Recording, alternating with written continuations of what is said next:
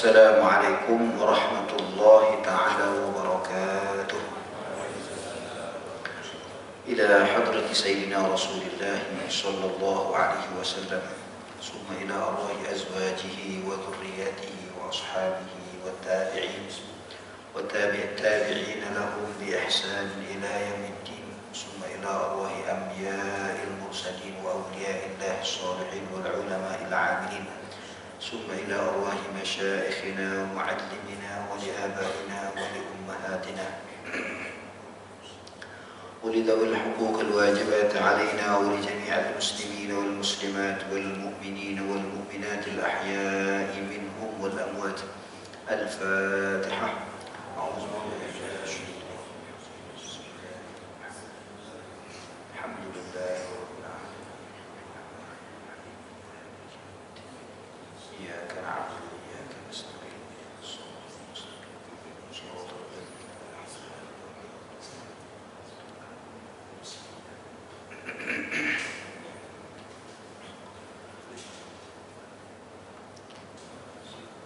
الحمد لله القائل قل يا عبادي الذين أسرفوا على أنفسهم لا تقنطوا من رحمة الله إن الله يغفر الذنوب جميعا إنه هو الغفور الرحيم. أشهد أن لا إله إلا الله وحده لا شريك له وأشهد أن محمدا عبده ورسوله. اللهم صل وسلم وبارك على سيدنا محمد وعلى آله وصحبه وبارك وسلم تسليما كثيرا. اللهم نور قلوبنا بنور هدايتك كما نورت الأرض بنور شمسك أبدا برحمتك يا أرحم الراحمين. رب اشرح لي صدري ويسر لي أمري واحلل عقدة من لساني يفقه قولي. أما بعد. Tuan-tuan dan puan-puan sidang jemaah rahmati Allah Subhanahu wa taala. Insyaallah kita akan menyambung kembali kitab yang dikarang oleh Syekh Ibn Atha'illah Sakandari, yaitu kitab Tajul Arus Al-Hawi li Tahdhib An-Nufus. Kitab yang membicarakan tentang pendidikan jiwa ataupun disebut juga sebagai pendidikan rohani kita. Mudah-mudahan Allah Subhanahu wa taala mengurniakan kebaikan, rahmat dan hidayah yang sebanyak-banyaknya, dan Allah sempurnakan segala kebaikan untuk kita untuk bertemu dengannya di kelak insya-Allah taala. Tuan-tuan dan puan-puan rahmat Allah Subhanahu wa taala, dalam catatan saya pada muka surat yang ke-6 yang di bawah sekali insya-Allah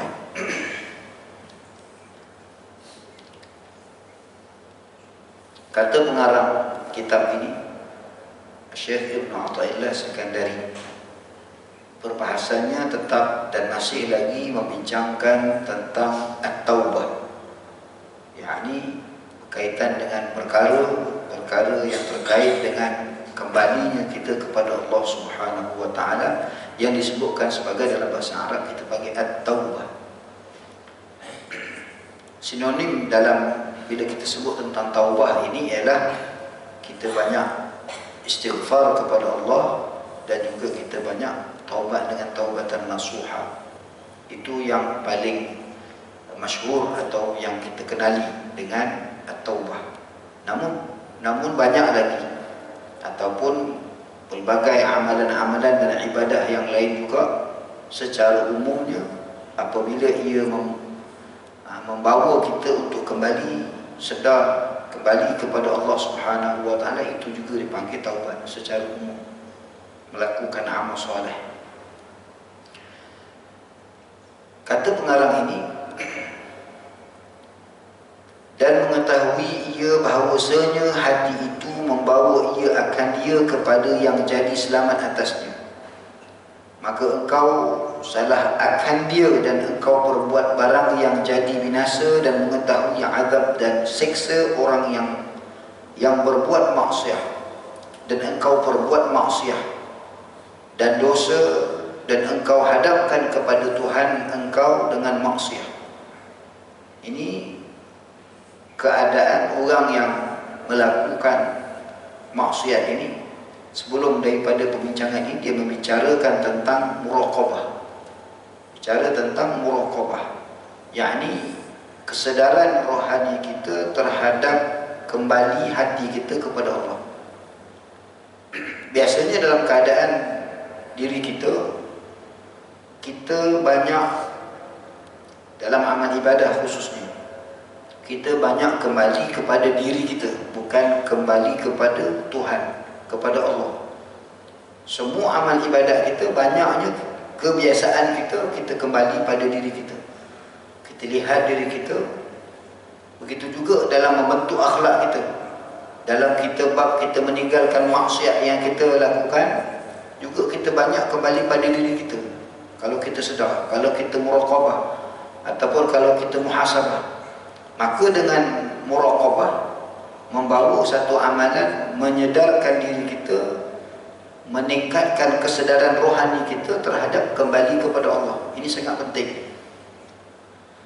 Sebab kadang-kadang kita alpa dengan kehidupan kita, dengan ibadat yang kita lakukan, kita lupa semua dalam urusan dunia kita Allah yang urus, Allah yang bagi, Allah yang izinkan, semua sekali, yang kecil maupun yang besar. Bila kita katakan semua urusan kita Allah yang urus, kecil dan besar, termasuklah hal yang terkait dengan ketaatan dan juga maksiat yang kita lakukan. Selama ini kita dapat ibadah, itu adalah kerana Allah izinkan, Allah kurniakan, Allah rahmat kita, Allah bagi kita beribadah.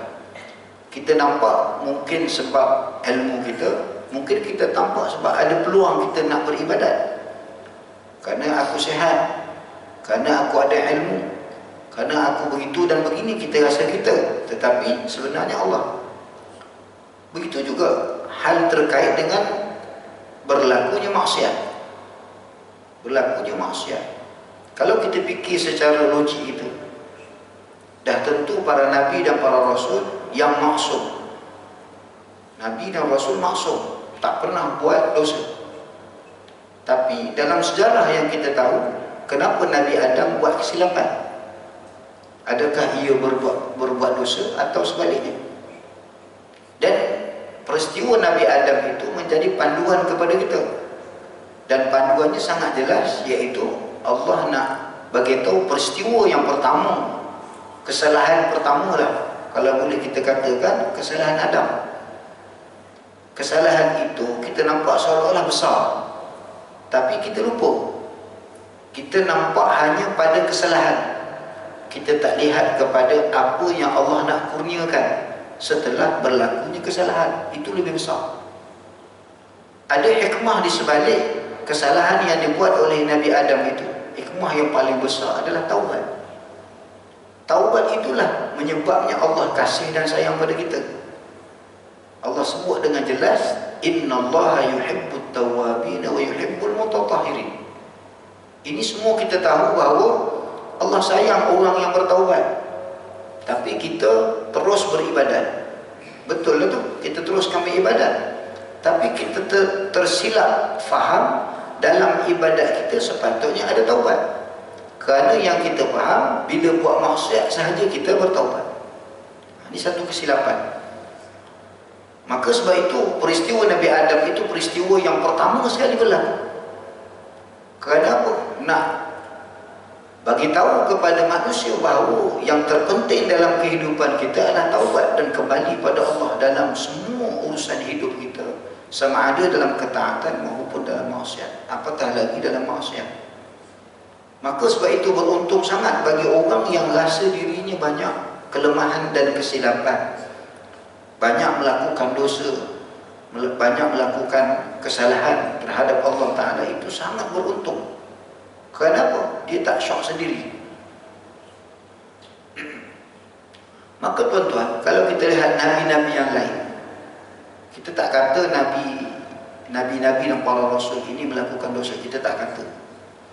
Tapi sejarah itu menyaksikan hal itu, memberitahu kita hal kesilapan, bukan dosa, kesilapan. Sebab kita beriktikad dengan akidah Ahlussunnah wal Jamaah, Nabi dan Rasul itu maksum. Maka kita lihat banyak peristiwa yang berlaku. Contohnya Nabi Yunus. Apa salahnya Nabi Yunus? Apa silapnya Nabi Yunus sehingga Allah Ta'ala campakkan dia? Kita nampak dalam kehidupan kita diuji oleh Allah Ta'ala dengan pelbagai ujian. Ada yang berat, ada yang ringan. Kadang-kadang kita lupa Allah Subhanahu Wa Ta'ala uji kita dengan pelbagai ujian itu sebab Allah nak cetuskan kesedaran hati kita, kesedaran rohani kita, mendidik jiwa kita supaya kita kembali pada dia. Mungkin sepanjang hidup kita tidak ada perasaan untuk kembali pada Allah dalam semua urusan. Tiba-tiba Allah uji kita dengan satu ujian. Allah nak tengok adakah kita kembali pada Allah atau tidak. Begitu juga berlaku pada Nabi Yunus. Berdakwah dengan penuh semangat penuh, taat pada perintah Allah sana sini bertahun-tahun lamanya, tidak ada orang ikut pun. Itu Nabi, tuan-tuan. Apa yang Nabi Yunus ini, Nabi, seorang Nabi, doa makbul. Kita ni ya Allah, manusia biasa, banyak dosa. Apa yang kita doa belum tentu dimakbul oleh Allah. Ini Nabi, Allah uji dia, tak ada pengikut. Maka Nabi Yunus macam rasa lama sangat dah aku dakwah pada orang, umat aku tak mau dengar. Seolah-olah macam fed up lah, down lah, gitulah. Seolah-olah macam down. Bila dalam keadaan begitu, sebenarnya kita tak boleh katakan Nabi Yunus tu down lah sebenarnya, tapi bahasa mudah kita nak faham. Akhirnya Allah takdirkan supaya apa? Untuk menyempurnakan urusan dakwah Nabi Yunus, Allah uji Nabi Yunus itu supaya Nabi Yunus berjaya dalam satu tahap yang sangat penting. Kadang-kadang kita terpedaya dengan diri kita. Kita berdakwah, kita bekerja, kita beribadah, kita buat urusan macam-macam urusan. Kita terlupa sampai leka bahawa semua itu Allah yang uruskan. Kita nampak macam kita uruskan. Maka berlaku pada Nabi Yunus. Bila dia berdakwah bersungguh-sungguh taat perintah Allah sebagai seorang Nabi, dia jadi macam tu. Dia rasa macam, kenapa orang tak mau beriman? Apa kurang dengan apa yang aku sampaikan? Aku ni Nabi, begitulah dia berbuat. Maka Allah uji Nabi Yunus itu dengan dicampakkan dalam laut. Kita kalau macam tu lah, aku buat baik, takkan Allah endingkan hidup aku begini aja. Kurang-kurang ada kejayaan, sekurang-kurangnya ada nikmat yang aku dapat. Tapi pada akal kita, apa nikmatnya? Berdakwah sungguh-sungguh, naik kapal, kena buang dalam laut. Ending kalau dalam filem ni memang ending memang tak boleh, hero mati. Macam mana nak mula? Tapi Allah Ta'ala nak ajar kita, tuan-tuan, peristiwa ini memang betul Allah nak ajar pada kita. Kenapa? Kalaulah Nabi Allah Ta'ala uji begitu keadaannya untuk mendidik jiwanya, mendidik rohaninya supaya menjadi hamba Allah yang sempurna pada bab kembali pada Allah. Dalam kita berdakwah ni, kita kena banyak kembali pada Allah, serah urusan kepada Allah. Maka bila dicampakkan, tak ada buat apa. Masa itulah Nabi Yunus, Allah ajar didik dia pun serah pada Allah bulat-bulat. Dah undi 3 kali, memang kena campak, memang tak ada buat apa lah, serah diri je lah. Tuan-tuan, berlaku Nabi Yunus juga berlaku pada Nabi Ibrahim. Banyak Nabi kalau kita tengok kisah-kisahnya, tuan-tuan, kisah yang mana Allah uji penyerahan diri kepada Allah. Ini Nabi, tuan-tuan. Begitu juga kita kena serah diri kita pada Allah bulat-bulat, 100%. Jangan rasa diri kita ada sedikit pun kebaikan ataupun sedikit pun kemampuan. Sebab yang mampu itu Allah, yang hebat itu Allah. Dah betul yang ada pada kita ini adalah rahmat Allah. Kalau aku boleh buat, bukan aku, itu rahmat daripada Allah. Sebab itu aku boleh buat. Jadi kita kena berlatih setiap waktu. Apa yang kita boleh buat, kita makan, kita minum, kita bergerak, semuanya urusan daripada Allah. Nabi Yunus tuan-tuan, bila masuk dalam perut ikan nun, agak-agak dia boleh buat apa? Memang serah. Campak dia serah diri masuk. Di mana dia tahu? Nabi Yunus ni kalau kita cerita, dia seorang Nabi, dah tentu dia boleh kasyaf. Kalau orang kita lah cakap bab-bab kasyaf ni, mesti dia tahu, oh, nanti aku kena campak tak ada masalah, nanti ikan nun datang masuk dalam perut, aku dah tahu semua tu. Orang kita dah jumpa seseorang, kita rasa tengok seorang tu, oh, dia boleh baca hati kita, dia boleh cerita hal urusan kita, dia boleh tahu masa depan. Oh ya, ni wali kutub ni, kita pun percaya. Wali matul urus pun dia tak tahu kat hujung tu, tak tahu nak berlaku. Kita percaya pada orang-orang macam tu. Jadi Nabi Yunus ini tak tahu tuan-tuan, bila dia campak tu serah diri pada Allah, sehingga Allah sebut dalam Quran, kalau tidak kerana, ni Allah sebut jelas tuan-tuan, kalau tidak kerana tasbih Nabi Yunus itu, Allah kekalkan Nabi Yunus dalam perut ikan nun sampai kiamat. Allah sebut. Kenapa Allah sebut? Allah nak beritahu, hidup kita kalau tak serah diri kepada Allah, kita akan duduk dalam kegelapan. Tuan-tuan cuba baca cerita Nabi Yunus, dalam Quran sebut. Ini bukan hadis. Kalau hadis tuan-tuan tanya saya sahih tak sahih, cerita dalam Quran tuan-tuan. Allah kata dalam perut ikan nun tu, bila Nabi Yunus masuk perut ikan nun tu, ada beberapa fasa kegelapan. Kegelapan laut, kegelapan perut, kegelapan malam. Maknanya apa tuan-tuan? Kita ni kadang-kadang duduk dalam kegelapan zulumat, kegelapan maksiat, kegelapan hijab kita. Untuk mengenal Allah Ta'ala ini, duduk dalam gelap, walaupun duduk terang bawah lampu. Kita duduk bawah lampu terang, hati kita gelap. Kenapa gelap? Kita tak dapat kembali pada Allah.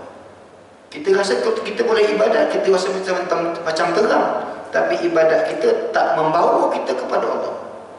Kesedaran itu, taat betul kita taat, semayang betul kita semayang, mengaji Quran betul kita mengaji Quran, tetapi yang mengaji Quran tadi, yang sembahyang tadi, tidak mengembali kesedaran kita kepada Allah secara total. Yang ini kita bimbang tuan-tuan. Maka Allah Ta'ala sebut dalam kegelapan itu, kegelapan yang amat sangat. Tuan-tuan boleh baca, tengok tafsir lagi terang. Allah Ta'ala sebut, kalau tidak kerana tasbih itu, kata Allah, Nabi Yunus duduk dalam itu. Tetapi disebabkan istiqamah tasbih itu, dan tasbih itu terang-terang tasbih taubat. Soalan dia, apa salah Nabi Yunus? Nabi Yunus buat maksiat ke? Nabi Yunus tidak taat pada Allah ke? Tak. Sebab para Nabi dan para Rasul ini, Allah tingkatkan darjatnya bukan sebab oleh maksiat dia, bukan. Allah didik daripada, sebab iman para Nabi dan para Rasul itu terus meningkat. Maka daripada peningkatan iman ini, Allah nak tingkat lagi. Iman Nabi Yunus itu lagi tingkat lebih tinggi, maka Allah uji dia. Maka nak naik tingkat kepada iman yang lebih baik, Allah uji dengan apa? Dengan bab taubat, penyerahan diri pada Allah. Begitu juga kita. Sejuta maksiat yang kita buat, tetap juga kita akan mesti kena taubat itu, kena kembali pada Allah dan serah pada Allah. Allah akan ampun dosa kita. Maka sebab itu peristiwa yang berlaku, qasas berlaku pada para nabi, qasas para anbiya ini menjadi pedoman kita. Begitu juga Nabi Musa tuan-tuan. Tuan-tuan tengok banyak Nabi Ibrahim. Nabi Ibrahim ni kita baru lagi melalui satu fasa Idul Adha. Mungkin tuan-tuan pernah tanya, ataupun ramai yang tak pernah bertanya.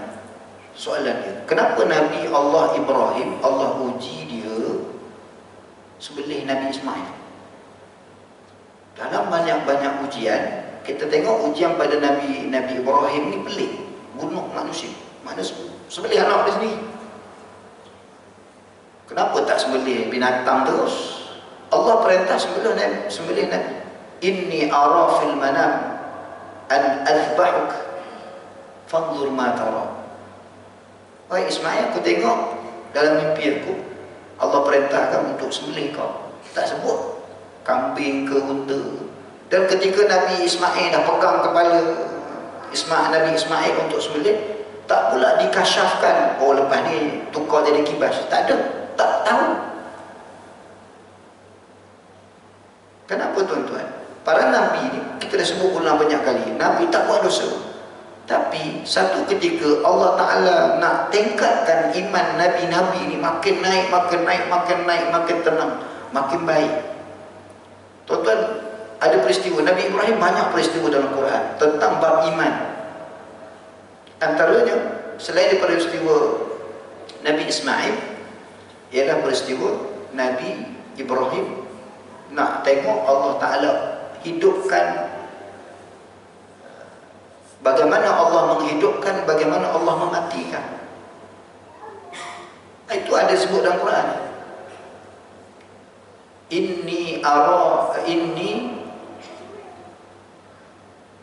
kaifa tuhyil mauta qala awalam tu'min. Itu ayat depan saya lupa.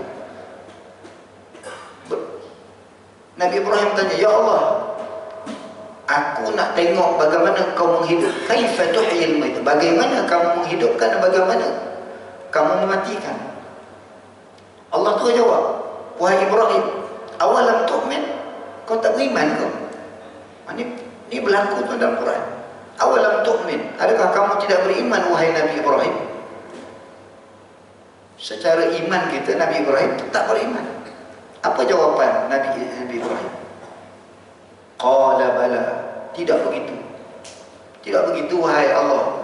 Qala bala walakin liyatma'inna qalbi. Ini penting tuan-tuan. Jawapan tu memang solid. Akan tetapi wahai Tuhan, aku sudah beriman pada Engkau, tapi aku nak tingkat lagi keimanan itu, liyatma'inna qalbi, supaya hati aku tenang. Kita pun tahu dalam ayat Quran, ya ayyatuhan nafsul mutmainnah, wahai jiwa-jiwa yang tenang. Jiwa tenang ni siapa tuan-tuan? Orang yang kembali pada Allah. Semua urusan kembali pada Allah, tenang dia. Tapi kalau urusan kita kembali pada diri kita, kembali kepada selain daripada Allah, itu yang stres, tertekan. Stres itu biasa. Tapi bagaimana kita menghadapi stres itu, ketenangan itu datang. Nanti kita akan sebut di sini. Sebab itu saya sebutkan peristiwa Nabi ini penting, kerana liyatma'inna qalbi, supaya tenang hati. Barulah Allah Ta'ala kata, oh itu alasan kamu, barulah Allah Ta'ala buat. Kamu panggil beberapa ekor burung, cincangkan dia, letak ke bukit, panggil. Ini berlaku pada Nabi Ibrahim. Satu lagi berlaku juga pada Nabi Ibrahim. Apa dia? Ketika mana dia pecahkan berhala-berhala itu, mereka tak puas hati, akhirnya tangkap. Nabi Ibrahim jawab macam tu. Itulah yang ketua, itulah yang nampak kapak dekat situ. Maka marahlah orang buat unggun Nabi nak campakkan Nabi Ibrahim. Itu semua kita tahu, dalam Quran sebut. Ketika dicampakkan itu, Allah cerita peristiwa bukan lama sangat tuan-tuan. Daripada sini, tengah nak sampai nak masuk dalam unggun Nabi dah, on the way. Dia panggil on the way. Berapa second saja tuan-tuan. Allah sebut peristiwa beberapa second itu. Allah nak tingkatkan darjat Nabi Ibrahim itu. Datang malaikat Jibril. Sebab Allah perintahkan datang. Tanya, apa khabar? Macam tu lalu buang. Bayang berapa second tu. Jibril tanya, apa khabar? Apa cerita? Nak minta pertolongan? Ada permintaan? Apa jawab Nabi Ibrahim? Allah yang takdirkan aku untuk dicampak dalam api, begitu juga aku serahkan kepada Allah. Jadi engkau, wahai malaikat Jibril, tepi. Sekarang urusan aku dengan Allah, bukan dengan kau. Tengok tuan-tuan, menunjukkan apa? Serah diri pada Allah. Kita tak, kalau ada pegawai, serah pegawai. Kita ada pembantu, serah pembantu. Kita rasa ada kemampuan kewangan, kita rasa kita gah, kita serah pada kemampuan kewangan kita. Kita rasa kita ada daya upaya, kita ada rasa tenaga, kita serahkan pada tenaga kita. Allah ajar kita serah pada Allah. Maka bila begitu, bila berlaku Jibril pun jumpa dengan Allah, ya Allah, aku dah tahu hari dia tak mau pertolongan aku. Tak ada pula Nabi Ibrahim, Jibril kata action betul Nabi Ibrahim. Bukan. Ini peristiwa penyerahan diri. kepada Allah. Kita begitu tuan-tuan. Kita kena belajar untuk serah diri pada Allah ni. Jangan serah diri pada diri sendiri. Kita tak mampu. Sekalipun sembahyang 2 rakaat, sekalipun. Tapi tuan-tuan tak rasa kan, kita sembahyang subuh, sebelum subuh tadi 2 rakaat, kita rasa tak kemampuan kita atau kemampuan Allah yang bagi? Of course kita rasa diri kita yang boleh buat. Oh, sempat lagi ni sembahyang Allah. Wah, dapat sembahyang. Si baik dapat sembahyang. Subuh lepas pun sembahyang, semalam pun subuh sempat sembahyang. Mana penyerahan diri pada Allah? Mana kita rasa itu daripada Allah? Itu kesilapan kita, tuan-tuan. Yang kita tak sedar dalam urusan ini, dalam urusan taat. Dalam urusan maksiat lagi banyak lagi. Maka dikatakan dalam kitab ini, dia kata, dan dosa, dan engkau hadapkan kepada Tuhan engkau dengan maksiat, dan jikalau mengetahui engkau bersifat Tuhan engkau. Ini yang saya dah sebut. Dalam bab taat, dalam bab maksiat, khususnya dalam bab maksiat. Dan jikalau mengetahui engkau bersifat Tuhan engkau dengan kebesaran dan kemuliaan. Allah ini ada 2 sifat utama. Sifat kebesaran kita sebut sebagai sifat uluhiyah ataupun sifat jalalullah. Dalam ilmu tauhid ini kita bincang perkara ini. Dan Allah Ta'ala ada sifat yang kedua, iaitu sifat kemuliaan, sifat kesempurnaan. Kemuliaan itu sifat kesempurnaan ataupun sifat rububiyah Allah, ataupun disebut juga jalalullah. Jamalullah. Jalal dengan jamal. Jalal itu sifat keagungan, jamal itu sifat kesempurnaan ataupun kemuliaan. Maka dia kata apa? Dan jikalau mengetahui engkau sifat Tuhan engkau dengan kebesaran dan kemuliaan. Maknanya tuan-tuan, nak kembali kepada Allah, kita kena tahu sifat Allah itu ada 2. Kenapa kita kena tahu? Sebab itulah proses jiwa kita masa kita memahami sifat Allah. Allah sediakan syurga, itu sifat apa? Allah sediakan syurga bagi orang mukmin, itu sifat apa? Itu sifat sempurna dan mulianya Allah. Bila mana Allah letakkan, Allah jadikan neraka, itu sifat keagungan uluhiyah Allah. Bila mana kita boleh semayang jemaah, itu tandanya sifat uluhiyah Allah. Bila mana kita jatuh dalam maksiat, kita masuk dalam maksiat, jatuh dalam kemaksiatan, juga Allah Ta'ala nak tunjukkan uluhiyah, sifat kebesarannya. Bila mana kita dapat bertaubat kepada Allah, Allah nak tunjukkan sifat kesempurnaan. Maka kita kena tahu semua ni. Dengan kita tahu sifat uluhiyah dan rububiyah Allah dalam semua kehidupan kita, insya-Allah kita akan dapat menjadi hamba yang memahami, jadi hamba Allah yang memahami segala apa yang berlaku atas muka bumi ini. Semua yang berlaku pada diri kita tidak lari daripada 2 sifat ini. Maka dia kata apa? Dengan kita mengetahui, sebenarnya bukan sekadar mengetahui, kita yakin, kita menghayatinya, maka kita amalkan kedua-dua sifat ini. Maka sebab itu tuan-tuan, saya ingat saya dah sebut pada pertemuan yang sebelum-sebelum ini, bila mana kita sembahyang, dalam sembahyang kita tadi itu ada 2 sifat yang perlu kita sedar. Kita perlu amati dia, perlu kita amalkan dia dalam sembahyang. Baru timbul sifat Allah Ta'ala itu uluhiyah Allah, kebesaran Allah itu timbul dalam sembahyang kita. Dalam sembahyang juga akan timbul sifat kesempurnaan bagi Allah. Setiap rukuk kita, sujud kita itu, kita ada munajat tentang sifat-sifat Allah. Sebab itu Allah sebut Subhana Rabbiyal A'la wa bihamdi, Subhana Rabbiyal Azimi wa bihamdi. Kita sebut Sami'allahu liman hamidah, Rabbana walakal hamd. Itu sifat kesempurnaan. Sifat bila mana kita sujud dan rukuk itu sifat keagungan Allah. Masa kita sujud dan masa kita rukuk, terasa sifat keagungan dan kebesaran Allah itu. Terasa. Begitu juga bila kita i'tidal, duduk antara dua sujud, dan duduk antara dua sujud itu rasa sifat kemuliaan ataupun sifat sempurna bagi Allah. Mana sembahyang kita, kalau kita betul-betul menghayati rohani kita, menghayati sifat kedua sifat ini, sembahyang kita menjadi sembahyang paling baik, lebih baik. Dan kita akan dapat menghadap diri kita, sembahyang itu adalah sembahyang yang kembali pada Allah. Sembahyang yang mana jiwa kita kembali pada Allah, bermula daripada takbir. Takbir saja itu dah sifat kebesaran Allah. Allahu Akbar.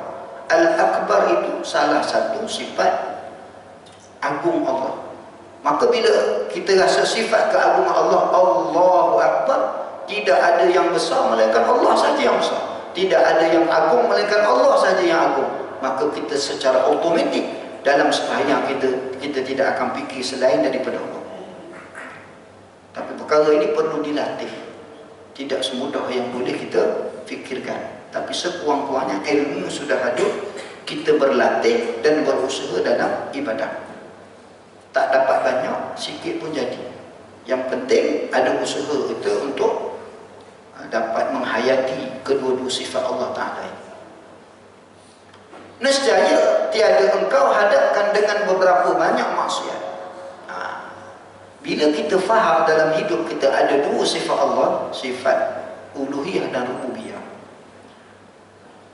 Dia kata, bila kita terjebak dalam maksiat, bagaimana kita nak memahami sifat uluhiyah dan rububiyah Allah? Ini agak detail kalau kita bahaskan, dan sebenarnya bagus untuk kita amalkan. Supaya apa? Kita kalau buat maksiat, jangan berlarut-larut dalam maksiat. Dan bila kita maksiat, ada sebahagian orang bila duduk dalam maksiat, dia akan bertambah lagi buat maksiat. Sebab apa? Dia kata, oh, dah aku buat dosa, dah memang aku memang ahli dosa, dah aku memang dah lama tak semayang, biar je lah aku tak semayang terus. Kalau aku semayang pun bukan Allah pandang pun, sebab dosa aku lebih banyak. Dia makin teruk, sebab dia tidak memandang kepada sifat kemuliaan Allah. Tadi kita sebut syurga itu adalah sifat, bukti sifat mulia Allah, rahmatnya Allah, kasih sayangnya Allah, maha pengampunnya Allah. Maka bila kita tak mengenali sifat mulia Allah, sifat sempurna bagi Allah, apabila kita buat maksiat, Allah juga boleh ampun dosa itu. Maka dengan cara apabila kita berhadapan dengan maksiat yang kita lakukan, pandanglah kemuliaan Allah. Tapi jangan kita lupa pandang kebesaran Allah juga. Tapi pada sudut memandang kemuliaan Allah tadilah menyebabkan pengharapan kita kepada Allah sehingga kita bertaubat. Kalau kita pandang hanya Allah Ta'ala Maha berkuasa, masuk neraka, bila kita buat maksiat nampak neraka aja, memang kita akan down. Jadi psikologi kat sini, kata para ulama tentang berlakunya seseorang itu buat maksiat, dia perlu ada dua. Dipandang kepada kebesaran Allah, pada masa yang sama dipandang kepada kesempurnaan Allah. Bila mana dipandang kepada kebesaran Allah, maka dia takut maksiat ini, dia nampak neraka, dia nampak Allah Ta'ala akan balas dia, maka dia takut sangat, dia menangis, takut pada Allah. Tetapi kalau hanya takut saja, sampai kiamat lah tuan, dia akan takut je, anxiety memanjang, semua takut. Tapi bila dia pandang kepada kemuliaan dan kesempurnaan sifat Allah, ya Allah, betul aku buat maksiat, aku mengakui aku buat maksiat, memang aku tak terdaya, memang aku buat dan terus aku buat, aku buat dan terus aku buat. Tapi ya Allah, Engkau juga mempunyai satu sifat, yaitu Maha Mengampun. Aku nak kembali pada Engkau, aku nak berusaha jadi orang yang baik, aku nak berusaha daripada untuk minta ampun, aku nak buat kebaikan, aku nak buat ketaatan. Ya Allah, Engkau ampun dosa. Kalau Engkau tak ampun dosa akulah orang paling rugi. Rabbana zalamna anfusana wa illam taghfir lana wa tarhamna lanakunanna minal khasirin. Itu disebut oleh Nabi Adam. Maka perbuatan Nabi Adam itu kenapa? Dia memandang sifat mulia Allah. Allah dah campak, Allah dah turunkan Nabi Adam itu ke bumi, dah dihukum ke bumi. Maka disebabkan dihukum ke bumi tadi, Nabi Adam sempat membaca doa itu. Sebahagian ulama mengatakan lama, sehingga dia bertemu dengan Hawa di Jabal Rahmah. Berapa tahun perjalanan sampai bertemu di situ. Maka di situlah Allah Ta'ala mengampunkan. Kalau kita tengok dalam kisah itu begitu, Allah ampun, terima taubat. Maka bila kita berhadapan dengan maksiat, standard kita lah tuan-tuan, kita ni banyak tak sempurna, hamba yang biasa. Maksiat ini memang kita buat. Tak usahlah kita kata kita ni terhindar daripada maksiat, memang kita buat. Yang kita nampak ini maksiat yang kita sedar, yang tak sedar banyak lagi. Maka perlu kita kembali pada Allah dalam semua keadaan, supaya kita melihat bahawa setiap maksiat, kesalahan yang kita lakukan itu, Allah dengan rahmat dan kasih sayang dan pengampunannya memaafkan kita. Dan jika mengetahui engkau hampir dan jika mengetahui engkau hampir ilmunya, kalau kita tahu ilmu Allah ni sangat luas, maha luas kepada engkau, maknanya Allah tahu keadaan kita. Terkadang Allah bagi kita taat, terkadang Allah bagi kita maksiat. Dalam ilmu Allah kita tak tahu apa yang Allah nak buat pada kita, tapi semua dibawa di dalam ilmu Allah. Kepada engkau dia kata, dan bahawasanya melihat ia kepada engkau, Allah tengok kita, Allah perhati kita, Allah tengok zahir dan batin kita, Allah tahu kita, semua Allah tahu. Maka bersegera engkau meninggal barang yang ditegahnya. Maka dengan sifat uluhiyah dan rububiyah tadi, kita melihat ilmu Allah itu luas, pengetahuan Allah itu sangat mendalam. Allah tahu semua hidup kita. Maka Allah hadap kita dengan taat, Allah hadap kita dengan maksiat. Maka bila berlaku kita boleh taat, kembalilah kita kepada Allah. Bila berlaku maksiat, juga kembali kita kepada Allah. Dia sebut gitu. Maka dia kata, kalaulah hati kita sedar akan betapa Allah Ta'ala itu mengetahui hal hidup kita, semua urusan hidup kita Allah tahu, dia kata, maka bersegeralah engkau meninggalkan barang yang ditegahnya. Maksudnya kat sini tuan-tuan, kalau kita tak tahu sifat uluhiyah dan rububiyah, bagaimana kita nak berhenti daripada melakukan maksiat? Sebab apa? Sifat Allah tu kita tak kenal. Bila tak kenal, macam mana kita nak tinggal benda yang kita tak kenal? Allah tegah, Allah marah yang ni. Maka kita tahu sifat Allah Ta'ala itu sifat Allah itu maha pembalas. Kau buat salah, aku hukum. Maka kita rasa, Allah begini, maka aku takut dengan Allah Ta'ala. Tapi dengan ketidakmampuan itu, ketidakmampuan kita menyebabkan kita terjebak dalam maksiat. Ya Allah, aku dah terbuat dengan kesilapan ini. Ya Allah, kita pandang sifat mulia Allah. Ya Allah, Engkau akan maha pengampun, tolong aku. Jadi kan Allah suka dia dalam keadaan begitu. Kerana apa? Setiap yang kita buat taat, kita kembali pada Allah. Bila berlaku maksiat, kita serah diri pada Allah. Ya Allah, betapa hinanya aku. Ya Allah, betapa dosanya aku. Ya Allah, betapa alpanya, lalainya aku. Ya Allah, sehingga aku buat apa yang kau tegak. Maka ya Allah, tolonglah ampunkan. Kalau kau tak ampun, tiada yang boleh mengampunkan, melainkan Engkau sahaja yang boleh mengampun. Allah suka sangat momen itu. Kenapa? Kita rasa kekurangan di hadapan Allah Subhanahu wa Ta'ala. Begitu juga berlaku dalam sembahyang. Jangan berlaku sahaja dalam buat maksiat. Dalam sembahyang kita, dalam ibadat kita juga begitu. Kita dapat sembahyang pun kita kena kata begitu. Ya Allah, aku dapat sembahyang, tapi aku rasa dalam sembahyang aku banyak cacat celanya, banyak lupa pada Engkau. Ya Allah, tolong ya Allah, Kau ampunkan dosa aku. Walaupun kita sembahyang, ampunkan dosa aku, mana yang mana aku sedar, yang aku tak sedar. Di kekurangan dan kesilapan itu aku mohon ampun ya Allah, terimakanlah, terimalah taubat aku.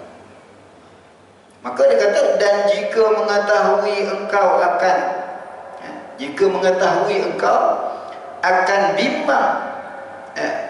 akan bimbang kepada dunia, jadi rugi dunia dan akhirat pada ghaiban dan syahadat. Rugi dunia. Dalam bab kita, kebimbangan kita pada dunia ni bersangatan. Kita bimbang hal-hal dunia ni bersangat. Kita kalau bimbang hal dunia ni boleh jadi anxiety. Kereta kita rosak tengah jalan, bimbang. Anak kita sakit duduk dekat hospital, bimbang kita. Kita cek BPI kita kan, darah kita ataupun kesihatan kita ke hospital. Doktor kata itu dan ini, bimbang kita. Takut kita nak mati dan sebagainya. Kebimbangan kita menyebabkan kadang-kadang kesihatan kita semakin menurun. Sebabkan kita dapat tahu kita punya result kita ke apa ke tak baik ke, menyebabkan kita jadi emosi tak betul, kita jadi marah, kita jadi macam-macam. Kebimbangan dunia tadi menyebabkan anggota badan kita menjadi kesan kepada kebimbangan. Persoalannya, bagaimana kebimbangan kita pada akhirat? Sikit lagi kita nak masuk dalam kubur. Semua orang akan melalui. Bagaimana kebimbangan kita kepada kematian kita tadi? Adakah memberi kesan kepada anggota kita? Kebiasaannya tidak. Kebiasaannya tidak. Yang kita tengok, nanti doktor kata dalam umur kau ni kurang lebih 6 bulan mati. Dia lupa kematian tu esok pun boleh. Tak payah esok, sikit lagi pun boleh. Yang dibimbang doktor cakap. Kan berbeza. Maka bila kita bimbang dengan kematian kita, maka kita kata macam-macam. Nak makan pun ini manis sangatlah. Gula ni boleh bawa mati. Minyak dengan gula ni apa salah dia? Yang kita marah dekat dia tu kenapa? Yang salahnya kita yang ambil banyak tu kenapa? Ambil je lah. Yang kita tak baca bismillah, tak bergantung pada Allah tu, salah kita. Kebimbangan kita kepada dunia ni melampau, sehingga kebimbangan kepada akhirat tak ada.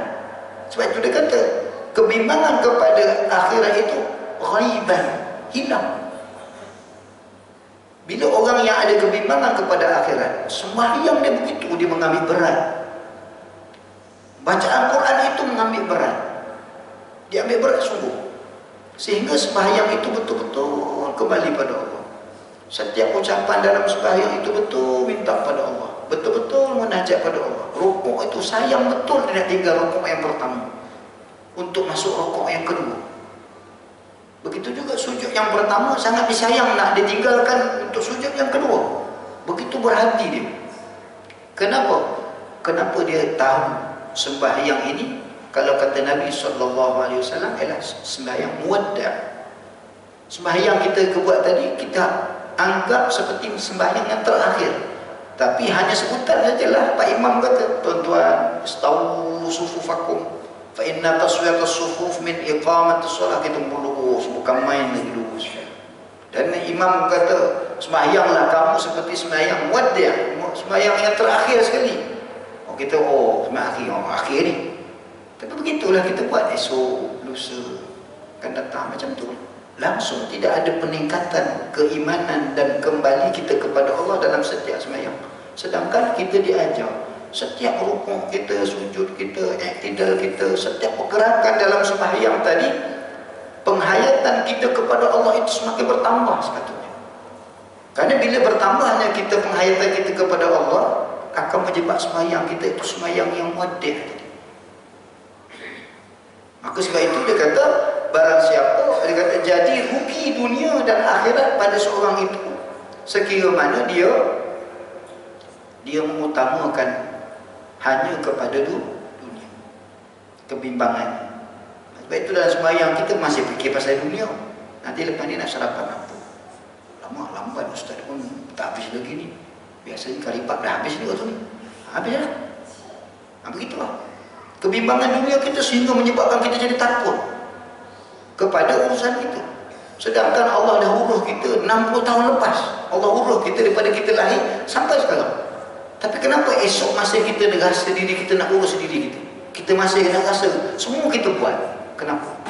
Sedangkan Allah urus kita 60 tahun, 70 tahun, 40 tahun yang sebelum ini Allah dah urus kita dalam banyak hal. Kenapa dalam semayang kita masih nak mengurus diri kita untuk buat itu, buat ini? Kenapa? Sebab itu tadi, sebab kita tidak ada jiwa yang kembali kepada Allah. Kalau ada jiwa yang kembali kepada Allah, kita akan stop. Ya Allah, Engkau telah uruskan hidup aku sebelum ini, bagaimana pula esok dan yang akan datang? Kalipat tadi kalau Engkau urus, kalau rezeki aku, insya Allah rezeki aku cepat ke lambat. Tapi jangan datang esok, memang confirm tak ada. Itu maksudnya, maknanya kita kena berlatih lah. Benda ni semua kena berlatih. Dan syahadah, maka kerana apa jua tiada malu engkau kepada Tuhan engkau. Malu kita pada Allah. Dalam sembahyang pun masih ingat lagi urusan. Dan jika mengetahui bahawasanya engkau dalam hikmahnya, kerana apa juga yang engkau salah akan suruhan, maka sebab tiada mengetahui engkau ihsan Tuhannya engkau, jadilah engkau perbuat tiap-tiap yang jadi binasa atas engkau. Kalau kita tak dapat memahami sifat Allah Ta'ala tadi, kehidupan kita akan berlalu dan binasa begitu saja. Sebab kita masih lagi tidak memahami Allah itu. Kita masih lagi tidak mengenal Allah itu siapa. Banyakkan kita kata ma'rifatullah. Ma'rifatullah itu bukan sekadar kita tahu Allah itu satu, kan? Ma'rifatullah itu rohani kita menyedari.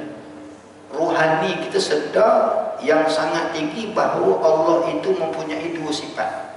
Yang mana sifat Allah Ta'ala ini ada dalam kehidupan kita, tak dapat lekang daripada kehidupan kita dalam keadaan kita buat taat ataupun maksiat. Maka kembalilah pada Allah dengan kedua-dua sifat ini dalam apa keadaan kehidupan kita. Sebab itu bila mana kita kembali kepada Allah, taubat kepada Allah, Allah akan nampakkan, rohani kita akan nampak kedua-dua sifat Allah Ta'ala dalam doa kita. Allah Ta'ala sebut wadu'uhu khawfan wa tama'an. Ini pun satu perkara, tuan-tuan. Dalam kita berdoa panjang, setengah jam kita doa, 15 minit kita berdoa, ada tak rohani kita rasa dua sifat ini? Kalau tak ada, kita kena belajar untuk usahakan. Allah sebut dalam Quran terang, tuan-tuan, apabila kamu berdoa khaufan, itu khauf itu sifat uluhiyah Allah, sifat keagungan pada Allah. Dalam keadaan kita takut pada Allah, kita minta pada Allah, ya Allah bagilah aku rezeki, ya Allah anak aku ni nak periksa, luluskanlah dia, ya Allah aku nak pergi haji, aku nak pergi umrah. Dalam doa kita tu kita minta aja kerja ni. Khaufan wa tama'. Tama' itu adalah sifat kemuliaan atau sifat sempurna bagi Allah. Maka dalam doa kita tadi ada dua sifat ni. Nanti kita akan sebutkan kesan kepada kedua-dua sifat ni. Kalau kita buat, tuan-tuan akan dapat rasa dalam jiwa, tuan-tuan akan dapat dua perasaan. Nanti kita akan sebut pada pertemuan yang akan datang. Kita akan dapat rasa, rohani kita dapat rasa. Seolah-olah kalau ada durian, kita makan durian, kita rasa sedap durian itu. Begitulah doa. Kalau ada khaufan wa tama'an, kita dapat rasa betul doa tadi itu. Dapat. Sebelum ni kita doa je, amin, amin. Imam kata amin, amin. Imam baca doa pun lain, kita pembelasah je. Yang kita tahu amin saja. Sekarang kita tingkatkan sedikit. Kita didik jiwa kita, tingkatkan sedikit dalam kita doa, dalam sembahyang tadi, biar kita dapat rasa sedapnya sembahyang tadi, sedapnya berdoa tadi, sedapnya zikir. Sedap itu halawah dalam bahasa Arab sebut halawatul iman. Baru kita faham, oh selama ni aku dengar halawatul iman, ini rasa dia rupanya. Umur kita dah 50, 40, 50 baru dapat rasa, kan lambat. Jadi sebab itu kita kena ada usaha. Mudah-mudahan dengan titik tolak kepada kita belajar, kemudian kita pegang, kita hayati, dan kita ada rasa kesungguhan untuk meningkatkan iman kita kepada Allah supaya Allah terima kita semua. Kita bukan nak jadi wali, bukan. Kita nak supaya Allah terima ibadat kita, sebab syarat terima ibadat ialah taubat. Nanti kita akan sebut juga pada ada pusat yang berikut nanti. Syarat terima ibadat ialah terimanya taubat. Wallahu ta'ala alam. Setakat ini sahaja dahulu pertemuan kita. InsyaAllah kita akan sambung pada pertemuan yang akan datang. Qul qawli hadza wa astaghfirullahal azim li wa lakum. Wassalamualaikum warahmatullahi ta'ala